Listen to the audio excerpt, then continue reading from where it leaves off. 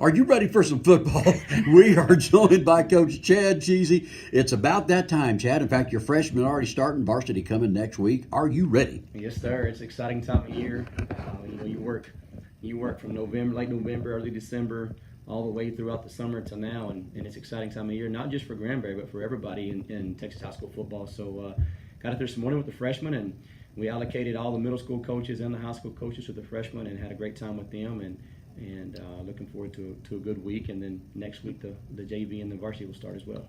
Looking forward to that. And, of course, you and I talked a little bit beforehand. Why these freshmen get a week is because they didn't get spring ball. They were 8th graders last year. Correct. And in the past, they wouldn't get this week. UIL came in, and they do a good job, UIL does, of listening to the coaches and our questions and our concerns. And we were able to convince them that the freshmen now that were at the 8th grade last year missed out on spring ball. So they missed out on 18 practices, and they come in behind. Therefore, they changed the rule this year that even if a high school elects to go through spring ball, they can bring their freshmen in starting today, which is exactly what we did. And excellent. And so we love it because we get to know those kids and get to work one-on-one, and the coach-to-player ratio is really good.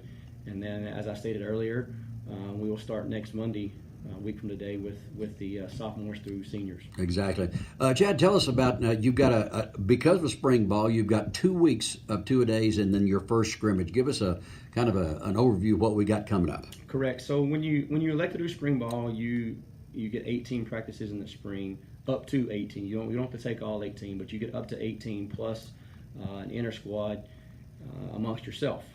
When you do that, then you lose a week of practice in what they consider the fall, which is summer still. So you lose this week, and you lose a scrimmage versus an opponent. So when we start next week, with the JV and varsity, then we'll go a week, have an inter squad. We'll go an additional week, have a scrimmage versus Stephenville here at our place. That'll be on a Friday night, and Stephenville will be traveling to us starting at 5 o'clock.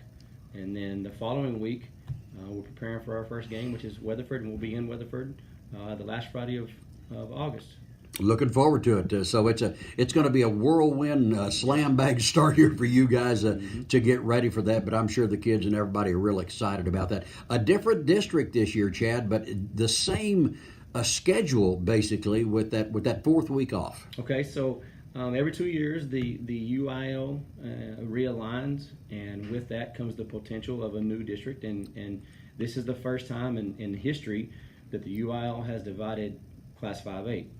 And so they take your alignment numbers, they take your population numbers from your high school, and they determine where the line is to divide 5A into the 5A Division I and 5A Division II. So this year our entire district is 5A Division I. We are a larger 5A school.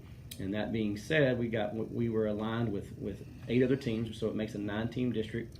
It starts up at Azle and then comes down and catches the 3 Saginaw schools, Saginaw, Chisholm Trail, and Boswell.